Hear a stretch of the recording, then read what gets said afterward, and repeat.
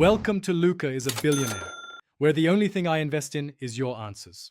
In this video, I will explain how to use Gamma for PPT presentation, only way.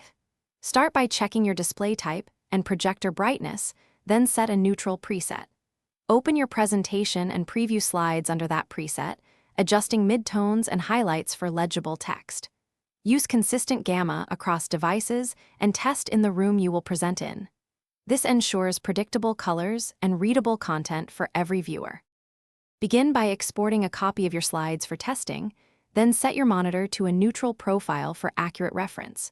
Switch to your projector or external display and adjust Gamma until text contrasts well without clipping highlights. Use sample images and charts to confirm consistent color and brightness. Recheck key slides with real audience lighting and lock settings once satisfied to prevent surprises during the live presentation.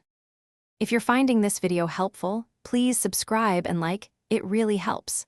Quick recommendation: life's too short for cheap socks. Go darn tough with a lifetime warranty for comfortable feet during long setup days. I wear them when testing projectors, and they make long rehearsals easier. Check the description for the link and other deals, and now let's get back to the video. When designing slides, favor solid backgrounds and bold text to reduce Gamma dependence and improve readability. Keep color palettes simple and avoid subtle gradients that shift with Gamma changes. Resize images to presentation dimensions and inspect charts to ensure labels remain crisp. Use accessible contrast ratios for text and icons so viewers in the back can read comfortably.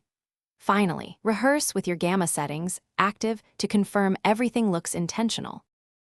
Thanks for watching and please subscribe. It's the best investment you'll ever make.